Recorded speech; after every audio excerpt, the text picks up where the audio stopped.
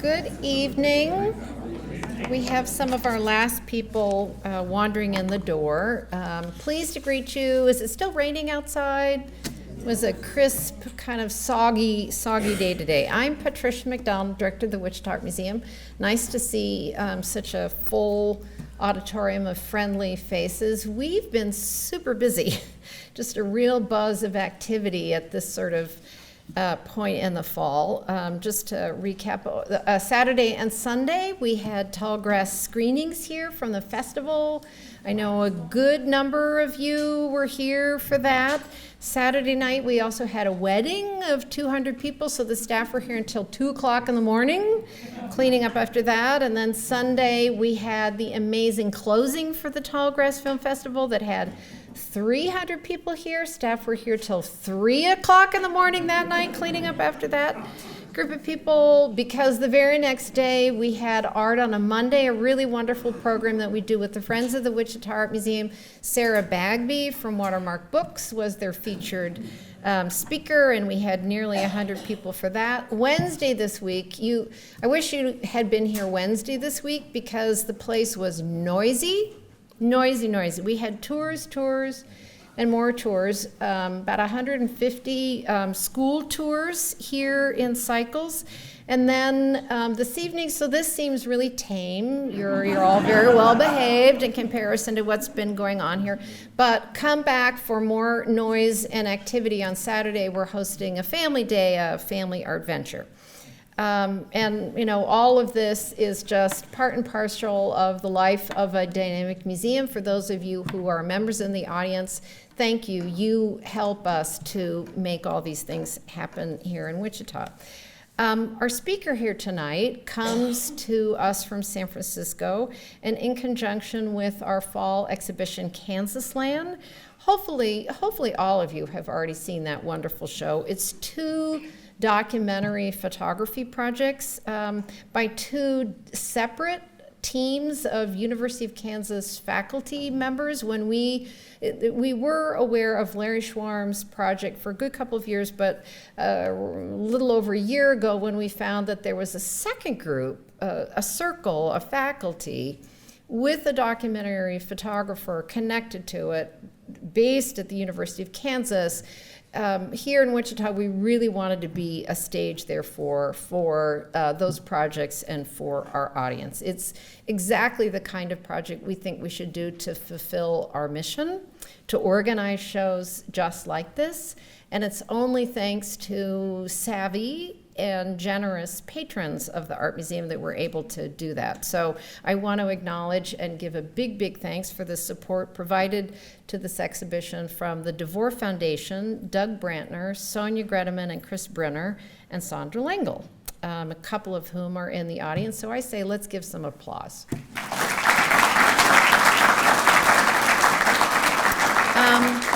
If landscape was our theme, then we very much wanted to have Sandra Phillips come and speak and hear her. We almost lured her here a handful of years ago, and so we attempted again, and this time she remembered, oh yes, and actually I do want to come, so let's make this work out.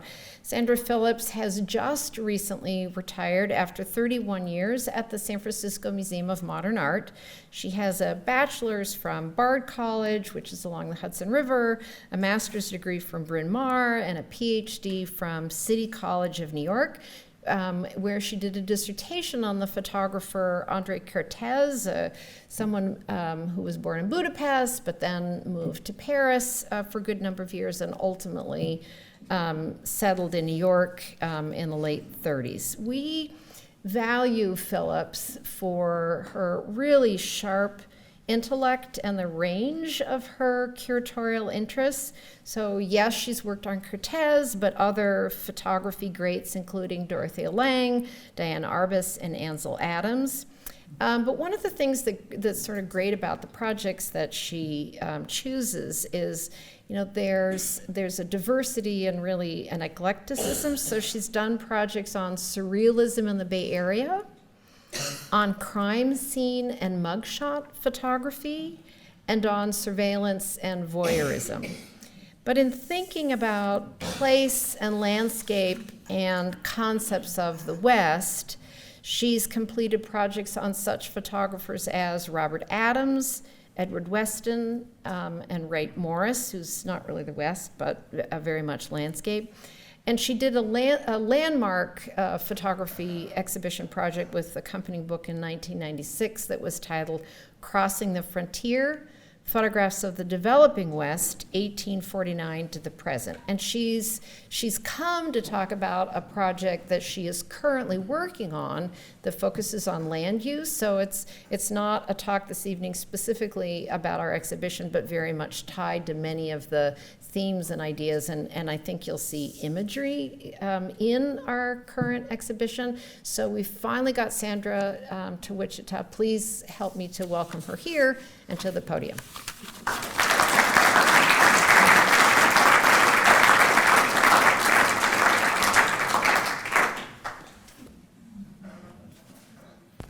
Thank you, Patricia. That was wonderful and very warmly welcomed, I feel. And I want to thank all of you for coming tonight and being interested in this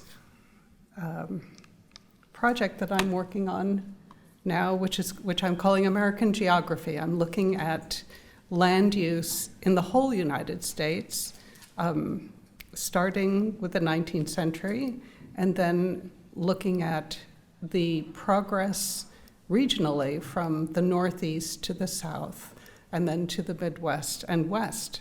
So this is what I'm going to be talking to you about tonight. And first I'm going to quote from a book that was written by a woman called Nancy Newhall. This is a book that was published with the pictures of Ansel Adams, the great personality, the great famous photographer of the American geography, really, but specifically of the West, in the mid-20th century. He died in the 70s. This is a book called This is the American West. This is the American Earth, I'm sorry. And it begins in this way. This, as citizens, we all inherit. This is ours, to love and live upon, and use wisely, down to the generations of the future. In all the centuries to come, always we must have water for dry land, rich earth beneath the plow, pasture for floods and for flocks and hands, fish in the seas and streams, and timber in the hills. Yet never can man live by bread alone, now in an age whose hopes are darkened by huge fears. You should look at the date on this. In an age frantic with speed, noise, complexity, an age when the closed mind, the starved eye, the empty heart, the brutal fist threaten all life upon this planet, what is the price of exaltation? So this was a very evocative call to an awareness of the preciousness and importance of the American wilderness symbolized by Yosemite. This is the opening few pages of a book called This is the American Earth. And it was written by Nancy Newhall, who was his friend, and who was the wife of Beaumont Newhall, who was a very important photography curator and historian. And it was published in 1960. It was something that they had arranged to do for various reasons. Adams was kind of running out of steam as a photographer of inventing ideas, and he was taking these very theatrical pictures, very exultant pictures about Yosemite, a place that he essentially had grown up in and was very attached to. He lived there with his wife or nearby.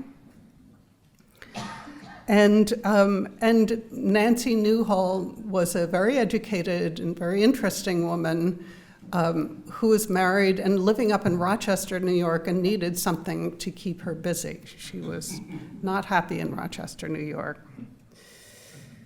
So I think it's important to recall that this is a picture and an approach that was promoted to kind of preserve the American land at a time when it was being threatened. This was both pre-war and then post-war. This is the American land. This is the American earth, came out in 1960, as I mentioned. And America was really seen by Americans, and certainly by Ansel Adams, as the great hope of the earth, the globe, because by 1945 and after, the Americans had won the war, and this was a kind of example to the rest of the world what America offered, a kind of purity and a kind of hope for the rest of the world. It's interesting that Adams himself only, I think, twice left the United States to go visit Europe, and that was when he was an older man. So there's a kind of identity of America with its splendid wilderness. Of course, this wilderness was a kind of false wilderness because the American Indians had lived there, the gold prospectors had lived there, the farmers had lived there, and there was a history of life, human life, in Yosemite, but here it's shown without people and sort of a God-given heritage to America, which is going to be the light of the world in freedom and democracy. Oh, okay. So that was 1960. We move forward to the mid-70s, when photography is becoming a little more sophisticated, and when we are learning kind of the history of American photography. And there was a show at the museum in New York, the Metropolitan Museum, which is a very important national museum, called The Era of Exploration. And it included a whole lot of very beautiful 19th century photographs of the American wilderness, usually the American West. And one of the discoveries was this man, Carlton Watkins, who was instrumental in preserving Yosemite. He was commissioned by a railroad man who he knew, who he had actually grown up with, to make these pictures. He sold them as art. They were made large, and they were exhibited in his quote-unquote gallery in San Francisco. But he also sent them to Washington, D.C., where they were seen by Congress. They were sent to Congress, and they were exhibited in the Capitol. And they were also seen by Abraham Lincoln, who just before the Civil War protected this area. It wasn't a a park, a national park, because there was no such thing until after the Civil War. But this area was protected in just before the Civil War erupted. So we see here a less operatic, but certainly very beautiful, detailed picture of the specialness of this very beautiful land. At the same time, 1979, there was a group of photographers who were given an exhibition in Rochester, New York, this place where Beaumont Newhall, Nancy's husband, had been first the curator and then the director, a very large and wonderful collection of photography that was treated as art. There was a show in 1975 called New Topographics. It consisted mainly of photographers of Western landscape, but it was very different. It was anti-operatic. It was more intimate in scale. There were no kind of great flourishes that you see of fog and mist and cloud formations and scale that you see in the Ansel Adams picture. These are modest in scale, and they're clear. And they also show the problems. If you look over to the lower left-hand corner, you can see it's a tin can. It's probably a beer can. That's deliberately included. So that show introduced mainly Western photographers to a national audience. And this guy, Robert Adams, was not maybe then seen, but has come to be seen as a major figure within that group. I'll show you some of these others, but one of the great aspects of Adams's work, or Adams's personality, is that he's also an amazing writer. He got started as an English teacher at a university in Colorado, and he lived much of his mature life in Colorado until about 20 years ago. He moved to Oregon. So this is what he says about his style of working, what he believes in. He says, "Pictures should look like they were easily taken. Otherwise, beauty in the world is made to seem elusive and rare, which it is not." What an amazingly generous thing to say and to believe in, to take out the smoke and mirrors that we saw in the Ansel Adams, the great scale, the grandiosity of approach, and to say that you can make pictures and they're valuable. You can see with your own eyes the beauty of the world.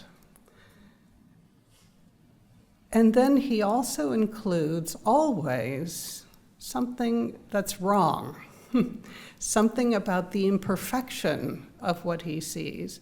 And sometimes it's more pronounced as he became older, became, I would say, more tragically inclined. This seems, when I was living in New York, I never understood this work. I thought it was totally boring.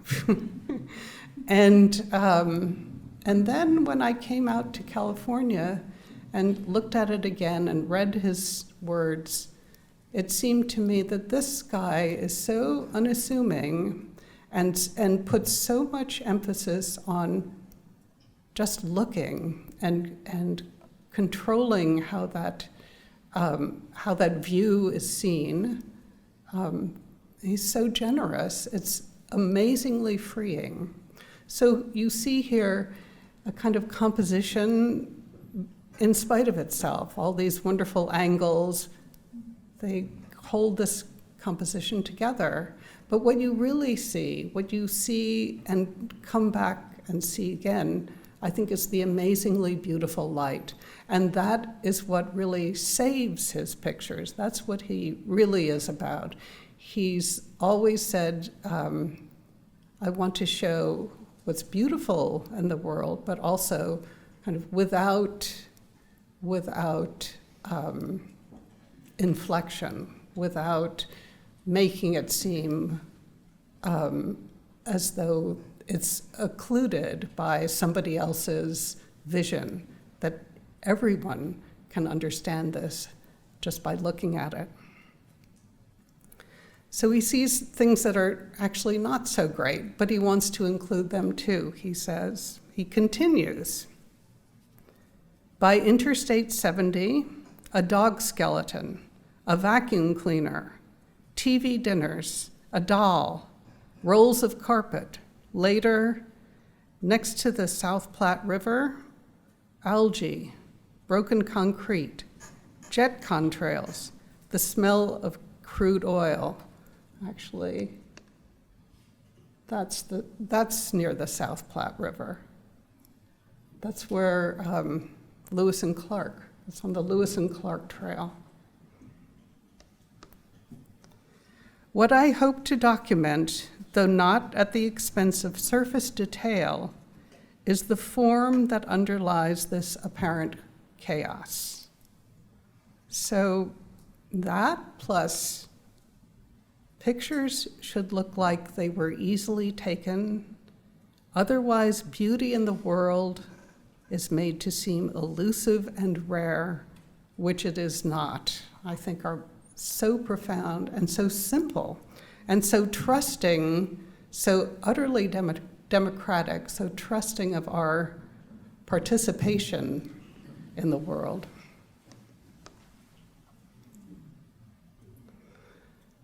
Bob was actually going to be a minister, believe it or not, and went to school in Southern California to study ministry and then decided to study literature, which is what he finally ended up teaching.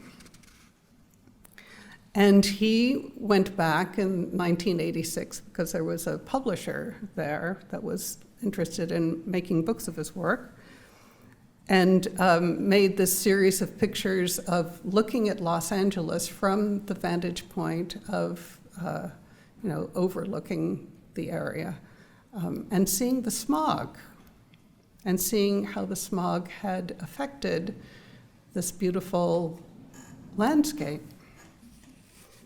And again, he writes so amazingly. So this is the beginning of what he writes. Southern California was, by the reports of those who lived there at the turn of the century, beautiful.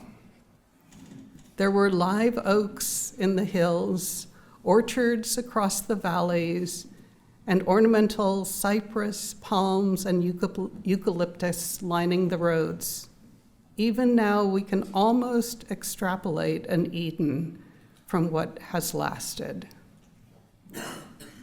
What citrus remains today, however, are mostly abandoned, scheduled for removal, and large eucalyptus have often been vandalized, like the hundreds west of Fontana that have been struck head high, with shotgun fire.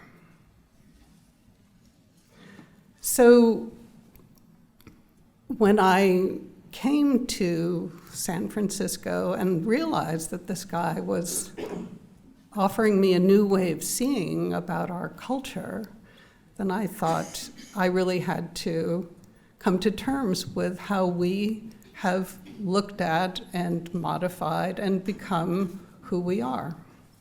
So what I've done recently is to reevaluate and expand this view and include how we are as a country. So what I'm going to show you now are first 19th century pictures of how we evolved, and it will be from the 19th century with the development of photography. And then I will show you pictures of more recent images of the United States and how we use land. Okay, so I'm going to start with the 19th century. And of course, the 19th century is mostly in the Northeast, but not exclusively. It starts with these beautiful little, these are small daguerreotypes. This is a small daguerreotype of a Vermont farm by a very lovely and very interesting photographer named Thomas Easterly. I will show you another Easterly picture momentarily, but I think this picture, scratched and blotched a little as it is, gives you a sense of the just joy of the fresh air, these modest farms, these ladies hanging out in front of their farmhouses, chatting away. It's a wonderfully intimate and real depiction of farm life in the 19th century in New England. But this is maybe a more adventurous picture. The photographer had attached his camera to a balloon and slung it up so that you could see the patterns of development. Now, those of you who know Boston know that it's a city of winding streets. It was formed after Indian trails and the patterns of cattle. But here it seems much more kind of theoretical, much more modern. It's much more rational and more exciting. Also a little distant because of the space from which it's been taken. And here's Easterly again. Easterly decided to join the movement going west, and he ended up in St. Louis. And he was so in love with the daguerreotype that he kept making daguerreotypes long after the process was obsolete, and died a rather poor man. His collection, because he couldn't sell very many of them, landed at the Historical Society in St. Louis, which is where I saw them. And they're amazing pictures of a country, and here he was in the middle of it then, developing its kind of industrial beginnings. This is the shot tower right next to the Mississippi River. And this is a picture taken a little bit further down at the mouth of the Mississippi, where these wonderful, the shipping, these steamers are waiting to distribute this cotton that comes from the South all over the world. The cotton was always at least 50% of the gross national product of the United States even through the Civil War. So it was always a tremendously powerful piece of industry, aspect of industry. And then, of course, there was the empty space, so-called, of where the American Indians were still living. This is actually also taken near where the Bob Adams photograph I first showed you was. And then, of course, you have, this is all happening around the same time. It's very interesting. You have the gold rush. This person was actually the teacher of Carleton Watkins. There was a wonderful culture for photography in San Francisco because of the gold rush, because people came from all over the world and they wanted their photographs taken so they can send them to their families to make sure that, you know, the family knew that they were still alive, really. And because of the natural scenery around this area, because of the proximity of places like Yosemite, there was a great respect for photography. Of course, the great project in the mid-19th century for American photographers was in the Civil War. Mainly the photographers who were the explorer photographers after the Civil War, the photographers of the West, except for Watkins.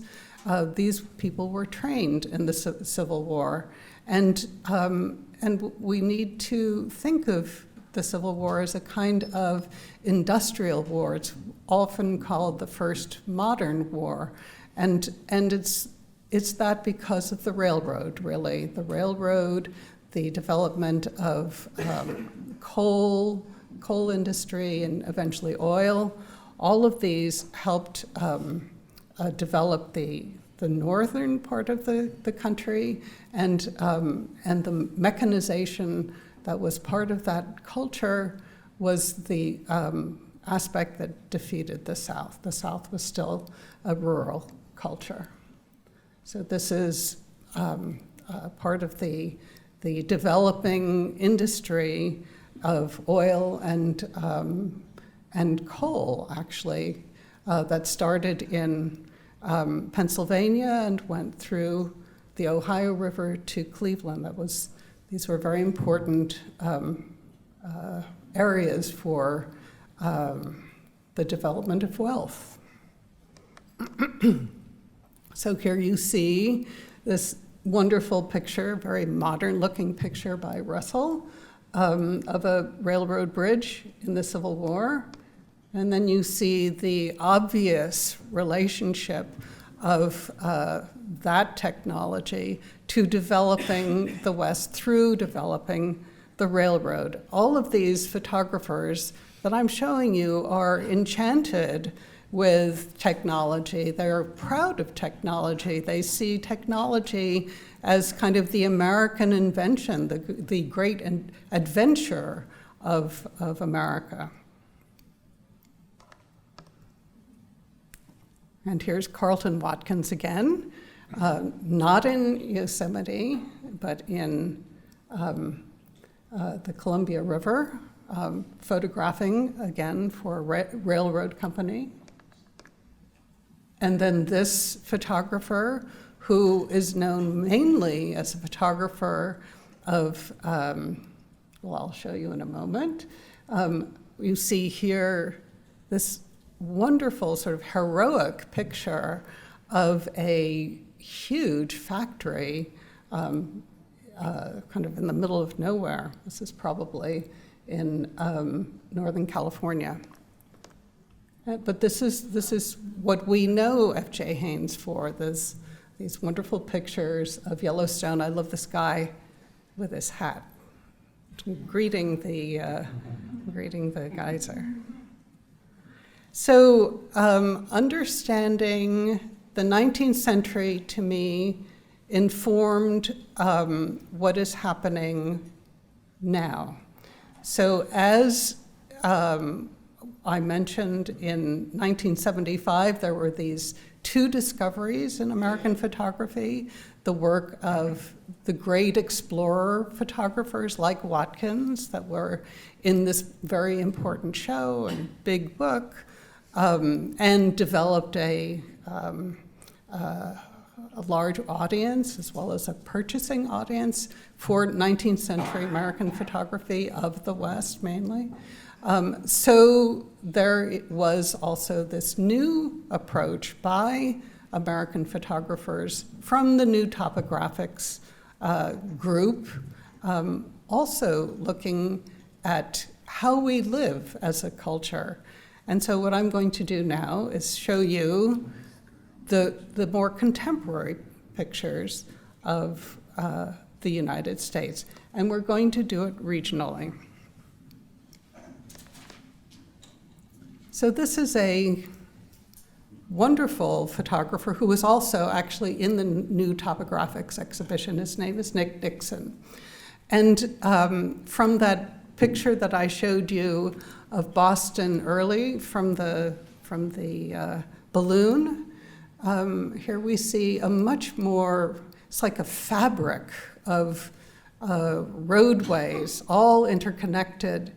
And the fascinating thing for me is that there are people here, but they're really unacknowledged. It's like a machine that works without human intervention somehow. It's beautiful, but also a little maybe scary. There are these wonderful pictures of areas that are outside of the big metropolises. This picture is in an area where there's actually a kind of arts community, believe it or not. But I love the respect that this photographer has. He was also Stephen Shore was also in New Topographics. The respect he has for the old buildings and this beautiful view into the distance where you see this lovely, this engagement with the land, that there is not, there is a separation, but there's a kind of equality between them. This is made by a man, John Charkovsky, who some of you may know, who was a curator at the Museum of Modern Art, very important person, who discovered a lot of these people, Stephen Shore, others that you will know. He had property upstate New York and made wonderful photographs. He was a photographer before he became a curator. And I love this one because it shows kind of nature taking over this funny little folly, a little barn-like structure on his property. But it's an old property, and the folly is an old building. And he was very much a proponent of what we call the vernacular eye. People, photographers, probably chief among them, Lee Friedlander, who looked at unpretentious, modest situations and photographed them for what they told about the culture. I think this is actually, it's modest but very tender, very appreciative of that, the impulse to have this wonderful rose bush in this kind of chaos and smallness of this modest backyard. And this is Lee Friedlander, a very characteristic picture by Lee early in his career, taken from, that's a self-portrait really, taken from the driver's seat of the car, where you see, like everything we see today is all kind of messed together, jumbled together, and that in itself gives it a kind of special character. And then pictures like this, kind of elegiac and beautiful, also respectful of the modesty of just ordinary people. And then this, which looks at this is a small town in the Hudson Valley, and it's far enough away from New York so that it's hard for people to have a good living. And so they've, like many of these small towns, they've introduced prisons and prison economy to help their economy. And this photographer has done, I think, a wonderful job of making us aware of this economic situation very discreetly by just photographing the light that emanates from this prison at night. Okay, so the South has a very interesting photographic culture.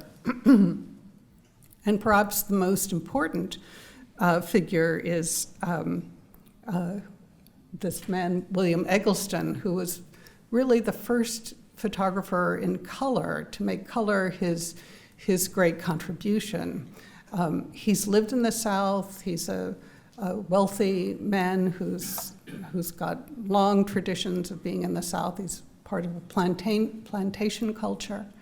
And his work is elegiac often, as in this case, very beautiful and also kind of unpretentious.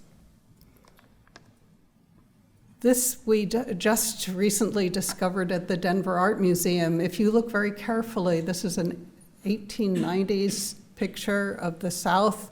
There are black people picking cotton with I believe those are not horses, but mules, right? But I think it's an amazing picture, not only for that, but because of the anti-industrialization of the area even then. Here, cotton was the forceful industry, and it's seen in this kind of weird elegiac presentation.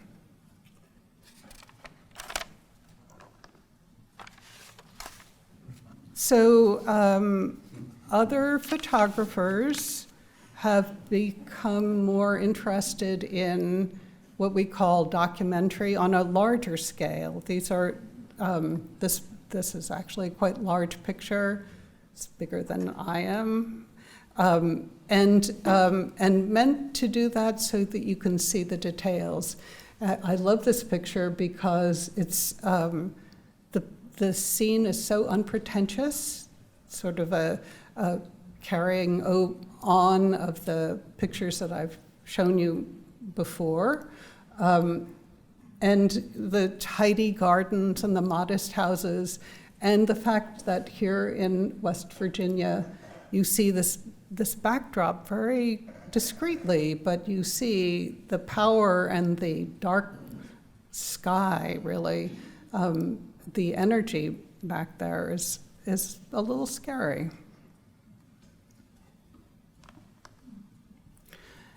And it's interesting that much of the photographs that have come out of, until rather recently, of the West, of the South, are about the past.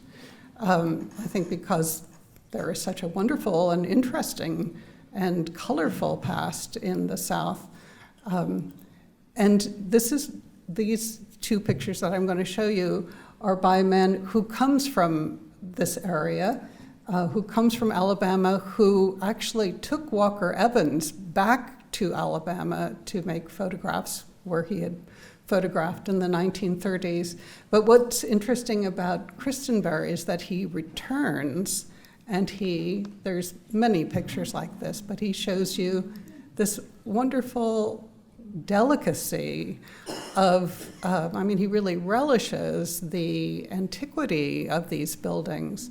And it's not only Christenberry, but there is a lovely photographer who lives in Texas now, who in the 70s, thanks to the NEA, was able to make pictures of these old vernacular structures all throughout this area in Arkansas. And I showed this to you, obviously, because it resonates very clearly with the pictures you've seen before. But they're preserved, obviously this doesn't exist anymore, but they're preserved at least in this body of work. And then this photographer, you may know his work, Trevor Paglen. He's very interested in surveillance and how there's state surveillance. And in fact, that's what this is. This is a picture taken from miles away of a site that he's discovered in the deep south somewhere. He wouldn't tell me where, but an area that is so isolated and so rural that it can listen in to signals from all over the world. Yes, and so the modern South is like the modern everywhere else. It's mainly, it's not so much rural. There is depopulation there as there is everywhere. It's in the energy of the big cities. And there's a wonderful photographer from Pennsylvania who's been going down to to the Mississippi Delta, and who's been photographing the encroachment of the sea. These beautiful lines that you see around those pieces of earth fracturing, it seems, those are permanent booms for the oil that was released by that horrific explosion. Okay, now perhaps a little more relevant to you guys. I'm going to look at the Midwest and the plains. And I'm sorry this is a terrible picture, but by a very important photographer, woman photographer, Margaret Burke-White, who went on to be a very important photographer for Life magazine, but who was born in Cleveland and who got her start as a photographer of the city of Cleveland. And here you have this heroic look of an industrial town, stunningly beautiful and dynamic and full of the expectation of the future, what industry will bring.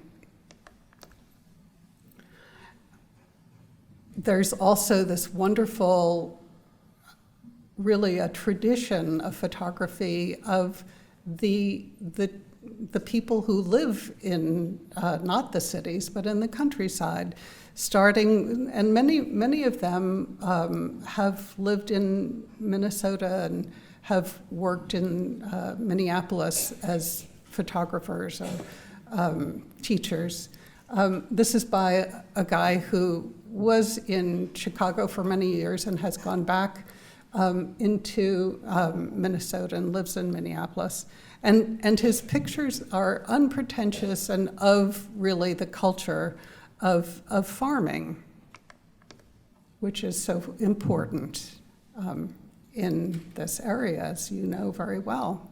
This was also a photographer of the new topographics show and movement, a good friend of Bob Adams, and like him, also very articulate, also a PhD in English literature, who went to Yale and decided to drop all that and photograph the real life and really the sort of heroic structures of the plains.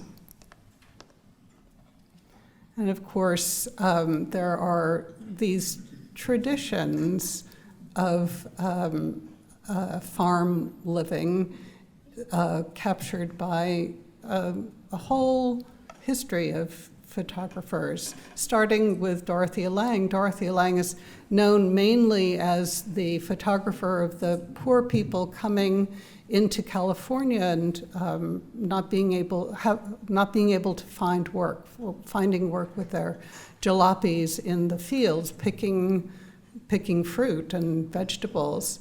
And she was married to a very interesting guy who was a sociologist, really, who had a grounding in agriculture. And he said, well, we have to go and show where these people came from. They were victims of the blowout of the Dust Bowl. And so she went and she made photographs of the culture of the Midwest. And I think this is a wonderfully expressive picture of a real community that seems to be still trying to hang on. This is, I'm sorry, this is a terrible picture, but a wonderful photographer of the Midwest who used to teach in Normal, Illinois, the university there, and did a whole series on farm families. And of course, it's a much more recent picture than the Lang. There's a sensitivity to the vastness of the landscape, the openness of the land that you don't get, because I don't think Lang understood that. But in this case, you see this marvelous couple in the middle of this open expanse of their property. And this is the more recent version of that. So then there are these photographers who are interested in understanding kind of the history and what's happening now. This is a picture taken by a woman, Mary Peck, who's following the route of the proposed pipeline, for instance, that would pass around this area. And I'm sure you all know Terry Evans, a great photographer who has worked extensively in Kansas and particularly interested in the project she did in Matfield Green, a community that once was much more vigorous, and because of the changes in technology has become less populated. And something we see, the huge distances and the heroic survival of these little farm communities. This taken obviously quite a long time ago. And this, which I like to compare it to, by a very interesting contemporary younger photographer. If you look carefully right over, here I'll show you. You see the cemetery? Yep. So it's a very interesting layering of history and contemporary life in this community.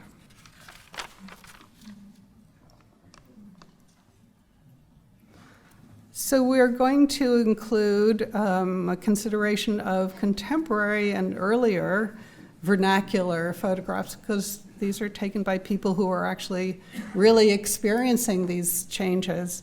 This, I love this picture of Spindletop, which has something of the great excitement of what's happening, but also you can see it's kind of chaotic and nobody kind of knows how to deal with it, how to control it. It's kind of without people, which is an interesting issue here.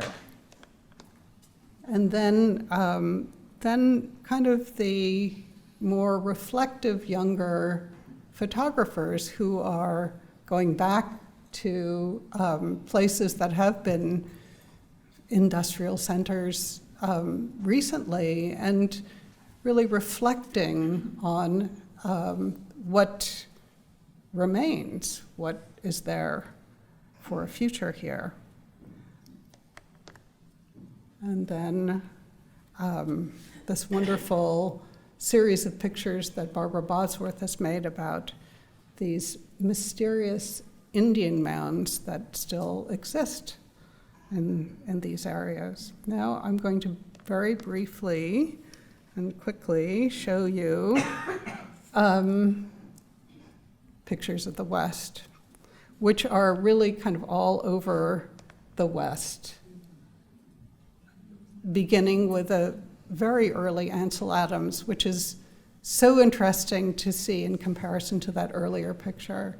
It doesn't have any of the grandeur and operatic nature of that earlier picture. It's a simple, modest depiction of a beautiful small town where he actually lived for a while in an Indian community, an early Indian community, very respectful of it. So, the West is enormous, and this is a picture that there are many pictures like this, not only of the West, but also of the Midwest. We will include some. But I love the fact that there are these guys who are so proud of this machinery that, they're posing, standing in front of it. It's as though they are in control of their future. It's a belief in mechanization, the industrialization of the land that I think we still believe in, but we are coming to issues that we need to deal with. This is another picture by this guy, Mitch Epstein, who takes these enormous pictures so you can actually read what's going on. This is, again, in the path of the proposed pipeline, and you can see not only the great effort that these Indians have displayed by staying there, but you can see, and you will be able to see it when it's a larger picture, you can see the Army vehicles on that ridge there keeping watch, making sure that nothing gets out of hand. Another picture by Terry Evans, who's been adventurous in discovering not only the beautiful landscapes of North Dakota, but also aware of the changes, the social changes and those changes in landscape through fracking. And of course, that the West is the great center for activity, training the Army and testing. This is also another Army picture in California. And then other aspects of the Western land. This is a forest reserve in Idaho that had recent, as you can see, forest fire.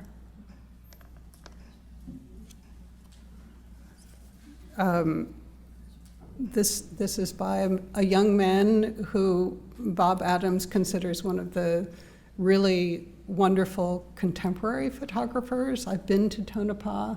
It's in Nevada. It looks exactly like this. And it's a picture that's a little scary, actually.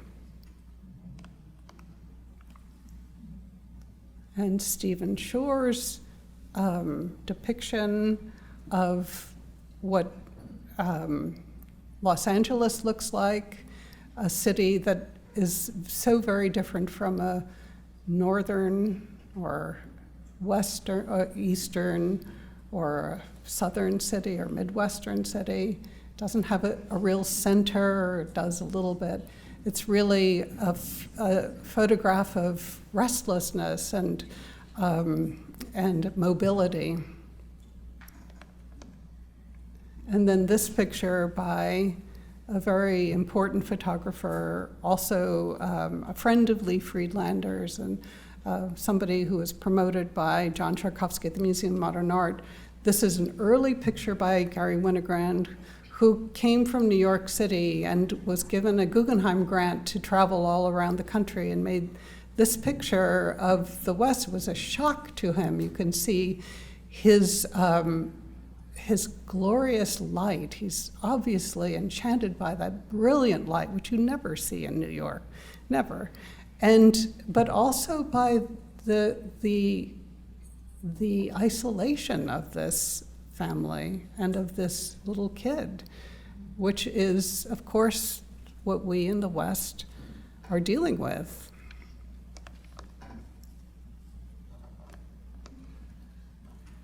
And Bob Adams in not far from Los Angeles. And Bob Adams, more recently, living in Oregon and dealing with the culture of timber and how we clear cut in there, in that area. And then this late Gary Winogrand, which I think is a very eloquent picture, also very typical of Western culture. You can see his shadow on the top there. And what you see is a evidence of a city where it doesn't cohere, where you see this poor man struggling to climb the stairs, and this couple completely oblivious of him looking at the photographer in this wonderful patch of sunshine. So what I've tried to do is look at contemporary photographers looking at our culture in the ways that we use our land. I hope you've enjoyed some of it at least. Thank you very much.